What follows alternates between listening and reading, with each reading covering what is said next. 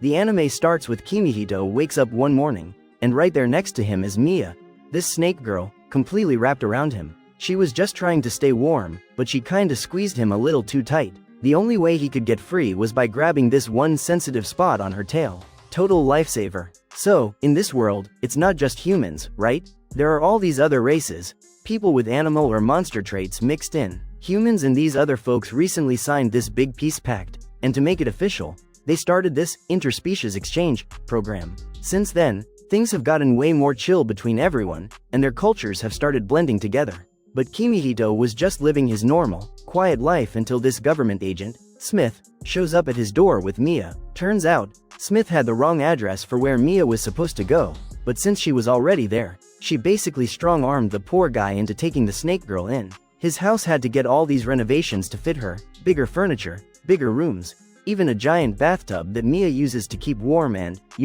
try to seduce him. That same day, Smith sticks around for breakfast and lays down the rules. Basically, humans and anyone in the exchange program can't hurt each other, or they get arrested or deported. And, doing that with any of the girls counts as harm, so if it happens, she gets sent home and he goes to jail. Mia got all jealous seeing Smith get close to Kimihito and got a little violent. She explained why she loves him so much. Most humans hate Lamias cause they're half snake, so she was super worried about how he'd react. But to her surprise, he just accepted her with a smile and was super kind, so now she's totally head over heels. Of course, she tried to do that with him again, but she used too much strength and ended up dislocating his shoulder. Then the two of them go out on this date, though really, he's just being a good host by taking her out. The city isn't fully equipped for all species yet, but Mia has a blast anyway. That is, until they find a lingerie store and she basically drags him into the changing room to try on outfits. After they leave, they run into these rude humans who laugh at Mia and the two of them together.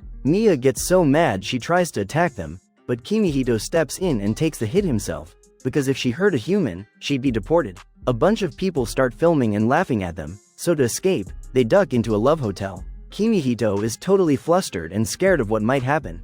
He even considers doing that with her for a second. Suddenly, there's an explosion. Agent Smith and her team found them thanks to the internet. But when they leave, they run into the same rude couple, who make fun of Mia again. This time, though, Kimihito retaliates and delivers this super punch that sends them flying. Back home, Smith patches up Kimihito and says they handled the idiot couple. Mia asks him why he stood up for her, and he says he could never forgive people for being so cruel to her. Mia is thrilled and tries to do that again, but Smith interrupts, mostly because she's there for a free dinner. Later, while they're hanging laundry, Mia tells Kimihito how happy she is about what he did for her. But suddenly, this Harpy appears out of nowhere and kidnaps him. Her name is Poppy, and while they're eating ice cream, she reveals that she's also part of the exchange program and is supposed to be with the coordinator. Kimihito realizes that if Poppy misbehaves, she'll be deported. When he explains this to her, she drops her ice cream, so, being a nice guy, he offers her his popsicle. And, well, that turns into a scene I can't really describe if I want to keep my channel monetized. Since she got all messy, the Harpy decides to take a bath in a nearby fountain, and she plans to do it without any clothes, which totally embarrasses Kimihito. Suddenly, Mia shows up, furious that Poppy has stolen her beloved. The two of them start arguing and end up showing more than they should. But when they look around, they see everyone is focused on something else. A little girl is stuck in a tree. Poppy tries to help, but she can't because her feathers are all wet. Mia climbs the tree but ends up scaring the kid, who falls. But before she hits the ground, Poppy catches her. They're both about to get hurt when Kimihito uses his own body to protect them. After things settle down, a policeman shows up asking who's responsible for them. Afraid Poppy will be deported, Kimihito says he's responsible for both of them. And right then, Agent Smith shows up to confirm his story. Back home, it's revealed that Smith already had Poppy's papers. Since Poppy escapes from homes so often, no family wanted to host her, so Smith's plan was to bring her to Kimihito to force him to take care of the heart too, but Poppy escaped again before she could. In the end, everything worked out for Smith, but now another girl is going to live with them. She's the same age as Mia, which makes Mia super jealous when she finds out. While coming back from the market, Kimihito gets run over by a centaur. Her name is Centauria, and she's the literal definition of a tall horse girl. She comes from this super honorable family and is looking for a knight to call master. Suddenly, a girl walking nearby gets robbed by a guy on a motorcycle. Being so honorable, Centauria won't let this stand, but because of the rules, she can't hit him, so she needs Kimihito's help. At first, she won't let him ride her, but she ends up agreeing for the greater good. They stop the thief, though Centaur ends up topless in the process. Then, with Centaur's sword, which fell during the chaos, the crook tries to slash her, but Kimihito steps between them and takes the blow. Or, at least, that's what he thought. Turns out the sword isn't real and just injured him a little. On a call with Smith, he learns how serious it is to have ridden Centaur. One of the Centaur's commandments is that only knights chosen by them may ride them. From her perspective, that's basically like marriage. So when he learns this, Kimihito kneels and apologizes, which she accepts, realizing it wasn't his fault. But because she saw him risk his life to protect her, Centaur falls in love with him, vowing her life and loyalty to him. The next day, Kimihito realizes how complicated life with the three girls is going to be. In the morning, Mia is teaching Poppy and trying to convince Centaur that, since she's the oldest, she should be in charge. Meanwhile, he calls Smith because he accidentally walked in on Centaur while she was changing, and she kicked him. But since hurting someone from another species would get her deported, Kimihito has to explain it wasn't her fault. While Centaur and Mia are arguing, Poppy asks Kimihito to give her a bath. In the bathroom, he puts a swimsuit on Poppy, who says she wants a big brother like him. Not really knowing what that means, she ends up trying to jump him. Centaur saves him with a bow and arrow, carrying him away. In a park, she asks to hold hands, which makes her happy. But then the other girls show up, ready for a mortal battle over their beloved. Thinking Kimihito's in danger, Agent Smith, who was nearby, shoots tranquilizer darts at the three girls. But to protect them, he steps in front and passes out. At home, the girls are embarrassed because they hurt because of them, so they promise to behave and not bother him anymore. But he tells them to act as usual, since they're a family. Smith then reveals that there's a change to the interspecies exchange. Now, marriages between species are possible, and she was looking for a test couple, so she wants him to choose one of the three to marry. The girls love the idea and plan to win him over at any cost. So, when night falls, their enthusiasm is at maximum level. Mia is the first to attack, followed by Poppy and Centaur. They're like this because it's a full moon, and when that happens, non-humans get a bit too excited for, those things. Afraid he's going to die from them not being able to control their strength, Kimihito runs off, hiding and calling Smith. But Agent Smith offers no help, just tells him to talk to them. Then, with the fridge door open, the girls attack him, only to get scared thinking he's bleeding thanks to spilled ketchup. But when Kimihito stands up, they see he's fine and attack him again. The next morning, they talk and Kimihito decides that he'll go on dates with each of the three, to choose who to marry. Kimihito is making dinner as usual when, upon opening the pot, Mia is surprised by a strange being that almost drowns her. Centaur explains that this is a slime and says there's no need to worry, as she'll protect Mia. Suddenly, the slime returns and Centaur's sword is useless.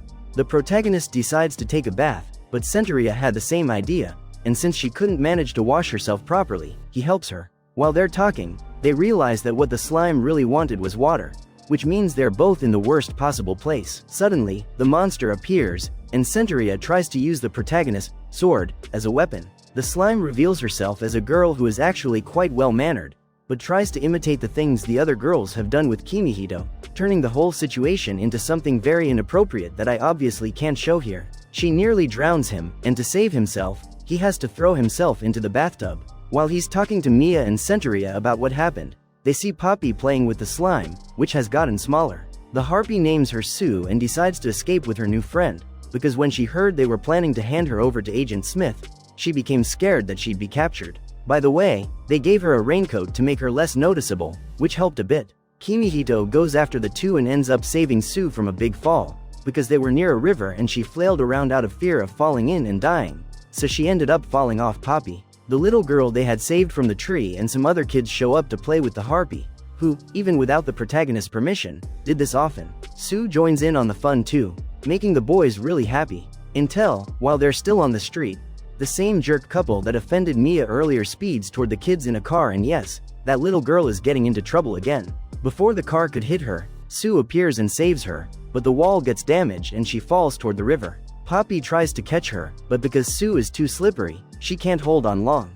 Just as she lost hope, Sue finds that her friend is safe, because Kimihito grabbed the crashed truck and threw it into the river, saving the slime. Seeing that Sue is a good person, he decides to let her live with them. However, when they get home, they run right into Agent Smith. The next day, while they're figuring out what to do about the government, some men from a construction company show up to renovate Kimihito's house again. Afraid they might be there to take their new friend away, the three girls run off with Sue, but Kimihito thinks Smith just had an extra room built for the slime and that everything's fine, so he goes after the girls, who are struggling to deal with Sue, because while hiding from government agents, they ended up getting wet, and since Sue loves water, she started drying them off in a rather strange way. While searching the city for them, Kimihito saves a girl who was in a wheelchair rolling uncontrollably downhill. Her name is Mero, and she's a mermaid, who, after hearing that he was looking for three non-human girls, says she saw them and knows where they are. When they get there, Mia is dueling Sue, who caught her off guard when her beloved showed up. After beating all three, the slime goes after Mero, but Kimihito saves her by putting Sue in a plastic bag. Back at home, they see the new room, which is actually a huge pool, and they ask Smith if it's for Sue, but it's not. It's for the new housemate, the mermaid Mero. By the way, about the slime, Agent Smith is clearly turning a blind eye, pretending not to realize there's an illegal exchange student living there. When Kimihito is seen carrying Mero in his arms, Mia gets super jealous and accidentally breaks the mermaid's wheelchair, so he's forced to carry her all the time. Because of this, Mia starts seeing her as a romantic rival, especially when the mermaid asks if Kimihito has a girlfriend. Mia tries everything to get the protagonist to notice her and make Mero uncomfortable, but nothing works, and she even tries to ally herself with the others, but that fails since they become friends with the mermaid. Mia confides to Centaur that she also wants to be carried by him like a princess, and concludes that Mero is seducing Kimihito with her bikini, so she'll do the same with a super flashy swimsuit, though she's still overshadowed by the Centaur's impressive figure. Everything erupts into chaos, and Kimihito and Mero end up falling into the pool. Hoping to save them, Mia jumps in, but since the water is so cold, she sinks to the bottom and almost drowns. However, Kimihito saves her and pulls her out. The mermaid gets really worried, showing she cares about Mia, but doesn't get what Mia was trying to do. While they bathe together, Mia apologizes for everything and says it's okay if Mero wants to marry Kimihito too. Still, that's not the case. Actually, Mero doesn't want romance, but heartbreak, meaning she wants to have unrequited love, and while the others date or marry Kimihito, she'll be the perfect mistress. The next day, Mia decides she'll be the house cook to prove she's the best wife candidate for Kimihito. However, she's terrible at it and ends up burning both hands. Then it's time for her to shed, but since she can't manage her own scales, Kimihito decides to help. Everything goes well until he gets to the front, and with his eye covered by Mia's tail, Kimihito ends up putting his hand where he shouldn't. I don't know how she didn't break his neck for that. Mia tries to cook for him again, nearly killing him, and it turns out the reason the others stayed away all this time is that they tasted her food and decided to avoid her. Poppy tells everyone she's about to lay an egg, and when they hear this, the girls beat up Kimihito, thinking he's responsible for what you're all thinking. But that's not the case. Harpies lay eggs from time to time, much like chickens. Suddenly, a very strange man appears at their door, saying he's a director making a documentary about the exchange program. They let him film at their house because he says it'll help relations between the species. In reality, his main goal is to record Poppy laying an egg, but everything gets weird after lots of awkward questions and requests. It's obvious he's got bad intentions, profiting off videos of the girls and other things sketchy people would pay a lot for. He also tries to take Mia's shed skin for himself, and he succeeds, telling her that's how the protagonist will marry her. Suddenly, Poppy's egg starts to hatch and everyone helps out, especially Kimihito, who acts like a father during childbirth. While the weird guy films, Sue shows a new ability. By placing one of her tentacles on his head, she reveals what he was thinking, letting the girls hear all the awful stuff in his mind. The girls are furious, but because of the law, they can't attack him. However, Kimihito can, so he throws the egg to distract him and punches the creep, destroying both the egg and his camera. But don't worry, it wasn't really Poppy's egg, it was just a normal one from the market. Later, at dinner, Smith joins them, and when asked what's for dinner, we find out Mia made boiled eggs. And yes, this time it was actually Poppy's egg. We also see the scammer at home, until it's revealed he has an accomplice, a half-spider monster girl, who, hearing Kimihito didn't care about the egg even though it cost 3 million yen, becomes very interested and decides she wants to meet him. Meanwhile, some orcs are causing chaos at a manga shop with guns and have taken some hostages. No one knows what to do, since humans aren't allowed to hurt other species. Yes, the law is very flawed. So, the government has to call Agent Smith, who sends in her special girls squad. Because of their great sense of smell, able to sniff anything within a kilometer, the orcs track one of them down and shoot her several times. The orcs actually have an objective: to force the Japanese to create adult works featuring orcs, human girls, and girls of other species. Suddenly, they spot a girl who looks like the ones in the comics they like, so they decide to do bad things with her in front of the shop window. With a clear shot, a sniper from 2 kilometers away destroys all their weapons. That's Cyclops Monaco. Then a giant in armor appears, takes down 2 thugs, and rescues the hostages. That's the ogre, Tionisha. The agent who was dead on the floor gets up, shoots 2 more, but gets caught in the process. But it's no problem. By shooting her own body, she manages to hit him too. That's Zombinich, the healthiest zombie in the world. The last orc thinks he's got the upper hand by still holding a hostage, but finds out the hard way when he takes a kick to the face, because the helpless girl is really the doppelganger. Agent Smith shows up with her new squad, the New Monster Order, which sounds way more dramatic and official than her usual one-woman show of chaos. They've cornered this one jerk who immediately surrenders, smugly mocking them because he knows the rules say they can't rough up a suspect who's given up. What he didn't factor in was Smith's white-hot, burning rage at being forced to work overtime. Rules? She's got a workaround. She uses Doppel as a living, breathing decoy and proceeds to give this guy a very personal, and probably very painful, lesson in why you shouldn't annoy a government agent who's missing her beauty sleep. Cut to our protagonist Kimihito's house, the unofficial bed and breakfast for wayward monster girls. Smith pops in for one of her classic unannounced visits, but this time she's brought the whole NMO crew. And they're not just there for a social call and to raid the fridge. Here's the scoop. When they went to arrest that fraudster from the other day, they found him pre-packaged, injured and wrapped up like a rejected gift in a full-body web cocoon. The culprit? Traces of an arachne, who had already made a silk-lined escape. The key piece of evidence they found at the scene? A little piece of paper with Kimihito's address scribbled on it. So, they're here on official, protect the harem, duty. And while Smith is delivering this crucial exposition, where is our beloved main character? Oh, he just popped out to the market. No big deal. Alright, hold on to your hats. Poppy and Sue come bouncing in, lugging what looks like a month's worth of groceries. Everyone does a quick mental inventory and has a collective heart attack when they realize it's literally all the food for the entire household. The horrifying, undeniable truth dawns on them. Kimihito didn't just go shopping. He's been spider-napped. Yep, he's currently a guest in a dusty, cliché abandoned warehouse, courtesy of a stunning and deadly arachne named Rachnera. She is completely thrown for a loop by how utterly calm he is upon seeing her magnificent, 8-legged form. She's got a massive, fully justified grudge against humanity and is dead set on proving he's a scumbag like all the rest. Just as she's getting to the good part, a random security guard shows up. Cue the classic ceiling scramble to hide. This leads to some academically interesting positions, with Kimihito's face buried in a way that gets him, ahem, visibly and undeniably excited. The rustling and his embarrassed sputtering spook the guard, who wisely decides his minimum wage isn't worth this and nopes out of there. After the close call, Rachnera spills her tragic backstory. Her first host family was a bunch of human monsters who hated her for what she was and treated her like a freak. Then that skeevy, creepy director showed up as a potential new host, and her old family practically threw a party to get rid of her. Kimihito, the absolute madman, has the audacity to be nice and show genuine compassion. This, ironically, just pisses Rachnera off even more. She scoffs, accusing him of only getting flustered because of her human-like upper half. But our boy Kimihito is a man of unique and specific tastes. He stammers out that he actually thinks her glossy black spider legs are beautiful. The guy has a serious leg fetish. He's just more arithmetically inclusive than most. Suddenly, government agents burst in, declaring they're there to arrest the person who injured the creepy director.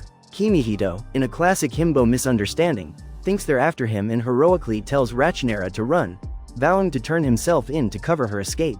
This wildly selfless act is the exact key to unlock her cold, dead, cynical heart. She is utterly delighted and starts falling for him harder than a fly caught in a web. Everything gets sorted out and Smith even delivers a half-baked, probably scripted apology for the whole systemic trauma thing. As compensation, Rachnera casually requests to move into Kimihito's already packed house, and Smith agrees faster than you can say, liability transfer. Back at the harem house, the new member Chaos begins immediately. Mia is green with envy, hissing at yet another rival, especially one so anatomically complex. The others are mostly indifferent, except for Centauria, who goes into full, overprotective night protector mode. She's so zealous she actually tries to escort Kimihito to the bathroom to stand guard. Thankfully, that particular invasion of privacy is thwarted.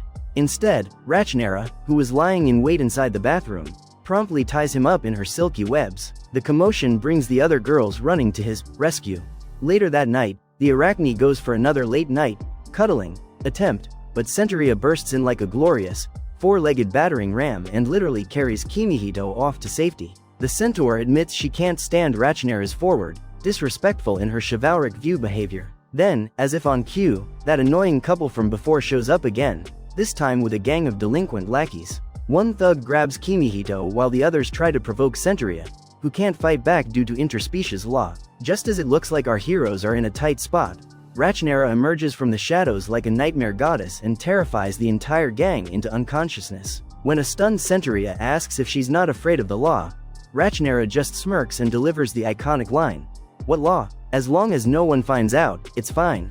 The arachne then tries to mess with Kimihito again, prompting Centauria to finally snap and shout her true, jealous feelings. Rachnera, instead of being offended, finds it utterly adorable and says it's perfectly normal not to like everyone. They call a truce, and their relationship is suddenly on much more stable, if still competitive, ground. Then, in a shocking turn of events, the rock of the household, Kimihito, gets sick and is confined to bed. All the girls immediately want to play nurse, but Smith arrives with a siren and a megaphone metaphorically to stop them. She declares it's a dangerous new virus spawned from humans and hybrids living together. She nobly volunteers to nurse him herself, which is a complete and total lie. She just dumped a mountain of paperwork on other agents and wanted a rock-solid excuse to skip work. She takes care of him by falling asleep in his room in, like, 10 minutes. So, with Smith asleep on the job, i.e., using Kimihito's sickbed as her personal napping spot, the girls hold an emergency summit. They have to take care of their darling, but the big question is, who can get up close and personal without catching this supposed super virus? The answer, in a stroke of either genius or sheer desperation, is Sue, the slime. Being a sentient puddle of goo, she's pretty much immune to every human ailment from the common cold to, apparently, plot-contrived interspecies pandemics. Sue waddles into his room armed with nursing advice from the other girls, which is basically a chaotic jumble of weird, inappropriate, and utterly unhelpful suggestions that we really can't get into here. Let's just say it involved more enthusiasm than medical expertise. Before Rachnera, the voice of reason, can intervene with anything actually useful, Sue has already zipped inside and performed everything she learned, which only seems to make our hero more feverish and distressed. In a moment of brilliance, Sue plops a gentle tentacle on his forehead to literally feel what he's feeling. Her diagnosis? He doesn't have a dangerous virus at all. The big, tough, household-rocking illness is a common cold. A flashback reveals the adorable, saintly reason. The day before, Sue had gotten herself stuck somewhere in a downpour, and Kimihito, being the walking, talking embodiment of kindness, raced out to save her, gave her his umbrella, and got completely soaked himself. Hence, the sniffles. The cure? Sue administers her own special slime, let's call it hydration therapy, for a long, long time, and he makes a full recovery. Right at that moment, the other girls burst in, ready for a tragedy, and are absolutely gobsmacked to see Sue speaking in perfect, fluent Japanese. She explains the whole, "It's just a cold, you idiots," situation, and then, to Mia's utter horror, concludes her speech by proudly declaring that she, too, is very much in love with Master Kimihito. The harem gains a new, very hydrated contender. Next, Smith calls Kimihito for what looks, smells, and quacks like a date. The girls find out and immediately form a comically inept surveillance team, convinced their lazy agent is trying to steal their man. Mero tries a sexy waitress disguise that fools absolutely no one. When Smith and Kimihito leave the cafe, Poppy tries her hand at a disguise with similarly disastrous results. Then it's Mia and Centauria's turn, which ends with the Centaur getting knocked out cold, don't ask, leaving Mia to go full Metal Gear Snake on them. A joke that works on so many levels given her serpentine anatomy. While slinking through the shadows, she literally runs into Rachnera, who, with a network of invisible threads spread across the entire city, has already located their targets. The spider's brilliant plan? Catch Smith in the act and use the evidence for some high-quality blackmail later. As they perch at the window of the room, Mia tries to stop Rachnera from peeping, but they both end up tumbling inside in a heap of limbs and tails, only to find the agents of the new monster order pointing guns at them. Plot twist. It was all a sting operation. Kimihito had received a threatening letter from a mysterious D that read, "Marry one of them and you die." So, they decided to lure out the sender with this fake date, which obviously didn't work. Seeing the plan was a dud, Smith officially enlists the girls to go on real dates with him, using themselves as bait to catch the culprit. Its mission: seduce and apprehend. First up on the dating roster are Mia and Mero. Mero, in her endless desire to be the tragic, star-crossed mistress, is there purely to support Mia's main wife ambitions. They go to a massive park with incredible aquariums, where Mero is treated like the mermaid royalty she is, scoring them all-access VIP passes. She gracefully leaves them alone for some quality time, and Mia and Kimihito are having a blast, until they see two fish kissing. The romantic mood almost leads to their own first kiss, but Mero swoops in with devastating timing to point out, with academic glee, that the two amorous fish were both male. Mia is, understandably, furious. Mero then decides to upstage everything by putting on a breathtaking dolphin show that completely captivates Kimihito. Seeing that he can't take his eyes off the mermaid, a jealous Mia storms off and bumps into a sympathetic lizard man. He commiserates with her, since they're both cold-blooded and perpetually chilled by the aggressive air conditioning. He buys her a drink and they head somewhere warmer, eventually taking a small boat to the middle of a serene pond. When Mia starts gushing passionately about Kimihito, the guy completely snaps, revealing he's a dragonute named Draco. He declares he'll take Mia for himself and hurt anyone who gets in his way, apparently revealing himself as the letter-sending criminal. Suddenly, Kimihito appears, heroically piloting a swan boat. Mero, playing her part, steals his oars, and he uses them to whack Draco over the head, saving Mia and gallantly giving her his coat to warm up. Being the nice guy he is, he even tries to help the dazed dragonute, only to discover Draco is actually a girl who was just desperately looking for a fellow reptile friend. She runs off in a flustered panic after her disguise comes undone. And, plot twist again, she wasn't the one who sent the threatening letter. Oh, and the sweet capper?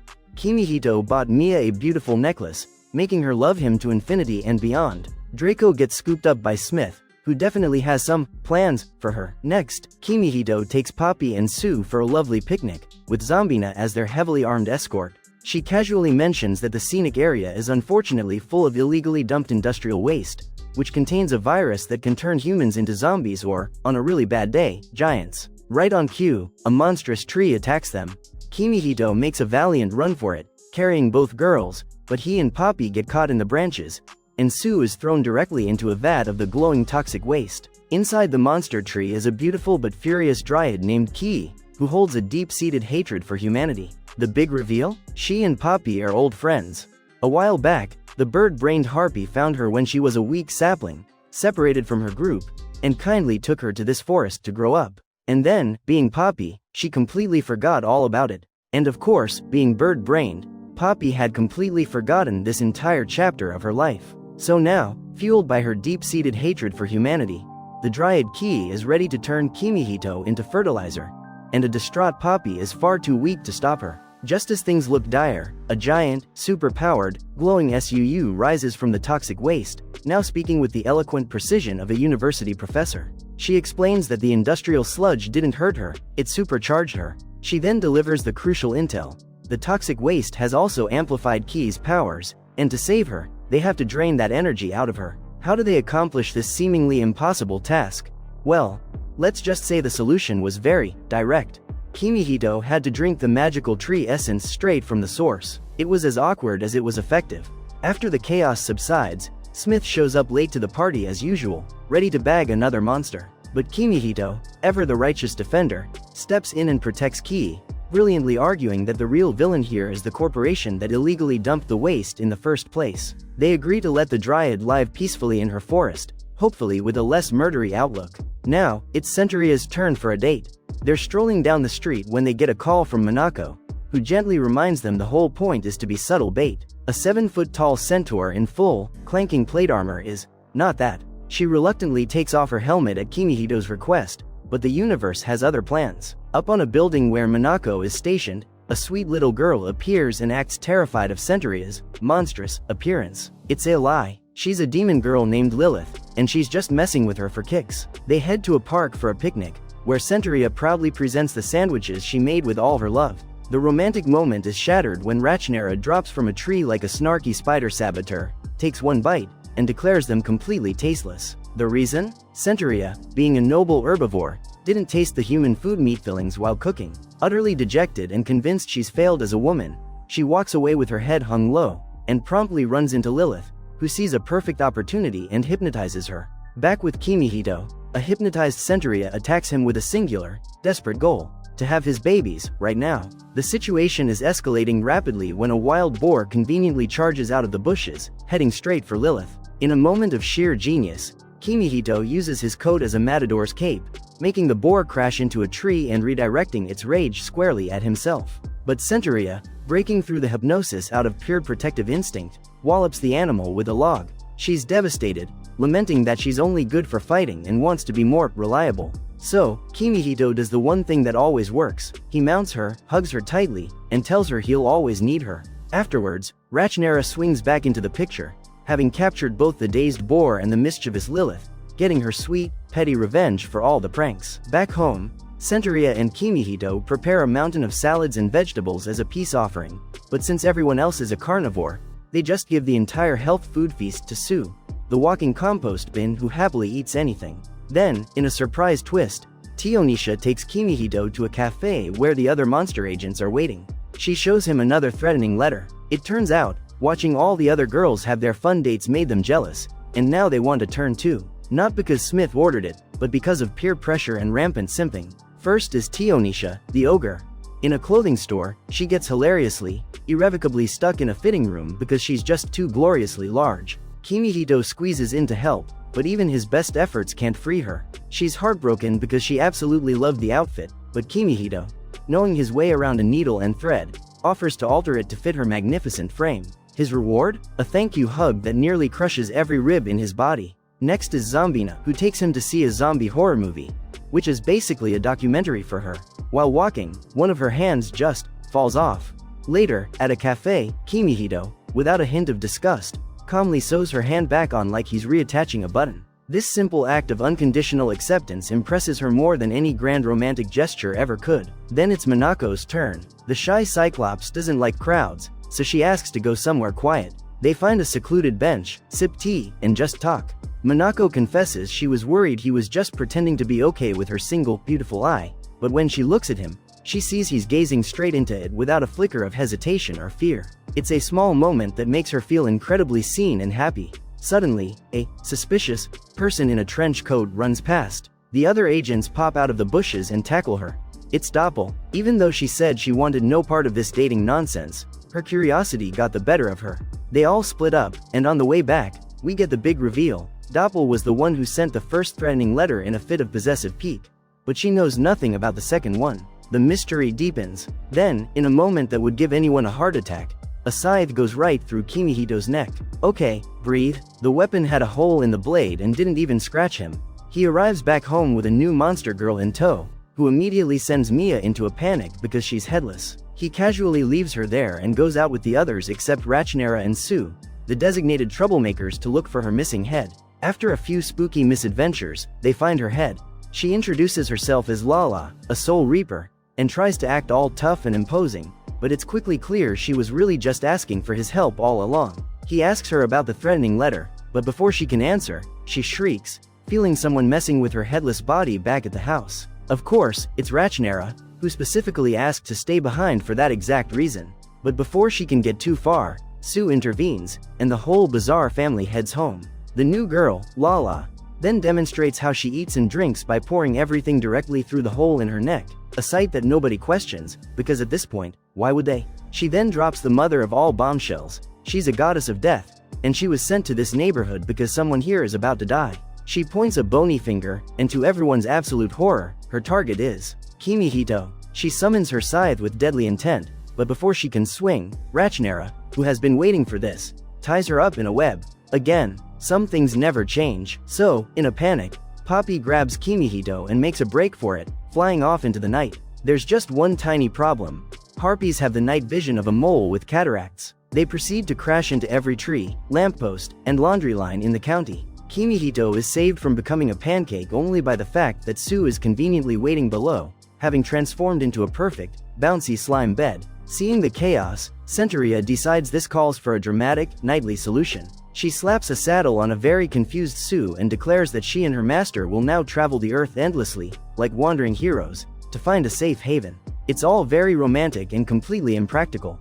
But before they can ride off into the sunset, the Headless Reaper finds them. In a moment of pure, unhinged logic, Centaur decides the best way to save him is to yeet him directly into the nearest river. Luckily, or not, Mero is waiting in the river, because of course she is. Thinking he's at death's door, the mermaid's tragic romance fantasies go into overdrive. She declares that she wants a piece of him forever, and drags him to the bottom, intending for him to, plant his seed in her so she can have his children posthumously. Just as things are about to get very dark and very aquatic, Mia swoops in and saves him with a heroic, serpentine splash. But plot twist. On the surface, Rachna has already tied Mia up in her webs. The spider, playing the part of the pragmatic Grim Reaper's assistant, says they can't stop fate and should just get this whole, dying, business over with. Mia, in a truly dramatic declaration, says if they're going to take her beloved, they have to take her too, so they can be together in the afterlife. Fed up with all this nonsense, Kimihito gets to his feet, brushes himself off, and with the determination of a man who has had a very long day, he just starts walking down the road, proclaiming he's not afraid of death. And then, bam, a truck runs him over. Except, it was just a toy truck. And none of it was real. The entire dramatic, life or death chase was a complete fabrication. Back at the house, a very unimpressed Smith shows up to clear things up. The Reaper girl's name is Lala, and she has one heck of an imagination. She made the whole story up in her head. As for the threatening letter, she saw Kimihito and thought it was weird he'd survived so many near-death experiences, so she decided to help him follow the path of death. Since that's her job, and all the houses she was officially sent to had perfectly healthy people in them, she decided to run away from her duties. She actually wanted Smith to send her to a home where someone was actually about to die. Now, with nowhere else to go, Lala asks to live with Kimihito, and Smith, as always, agrees instantly because it means passing the responsibility onto someone else. In a private chat with Smith, we get a bombshell revelation for why Kimihito is so unbelievably tough. He used to be a delinquent student. It all makes sense now. Later, while trying to sort out his household accounts, Kimihito has a full-blown panic attack. They're flat out broke. And with Lala's arrival, there's another mouth to feed. He decides they'll have to survive on what's in stock, but when he checks the fridge, it's completely empty. Mia just used everything in another one of her catastrophic cooking attempts. With the little money they have left, he and a few of the girls head to the market. The vendors see them coming and immediately start hiding their products, having been traumatized by previous shopping trips. Kimihito has to reassure them that the girls mostly eat meat except for the noble, salad-loving Centaur. Mero, being a mermaid, impresses a fish vendor so much with her aquatic knowledge that he gives them one of his best fish for free. It turns out, since the locals actually like the girls, they end up giving them all the slightly bruised, nearly expired, or otherwise unsellable products, so the group manages to get what they need. Alone with Sue, Kimihito sighs and says he wants to get a few more things since everyone eats so much. The slime, ever considerate, tells him she can eat anything, rocks, sticks, poison, so he doesn't need to get food specifically for her. But Kimihito, being the world's best housemate, says they're a family and should all eat the same food together. Touched, Sue leads him to the Dryad's forest. Ki, understanding their financial plight, lets them forage to their heart's content. Thanks to Sue's unique biology, they can easily tell the poisonous plants from the edible ones and leave with a full stock. The only side effect? Sue turns a worrying shade of purple after sampling the local toxins, becoming a temporary poison slime. On the way home, Draco finds them and attacks Kimihito again, still ranting about wanting Mia for herself. She is swiftly defeated by a well-aimed jet of poison vomit from Sue and runs off, thoroughly grossed out and defeated. Arriving home, Kimihito prepares a huge, celebratory feast, happy that they have food for a little while. But then, like a harbinger of empty cupboards, Smith shows up with her entire monster squad, expecting, as usual, to be fed. Kimihito transforms into a culinary demon and cooks a magnificent meal for everyone, but in doing so, uses up every single ingredient they just gathered. Smith, noticing his pained expression, asks what's wrong. Sue, now speaking perfectly, explains their dire money situation. Smith just blinks and says, "That's weird." Why? Because all hosts get a generous government stipend for food and expenses. As long as he keeps the receipts, he'll be fully reimbursed. The entire poverty arc was completely unnecessary. In other words, he's been a failed hero for no reason.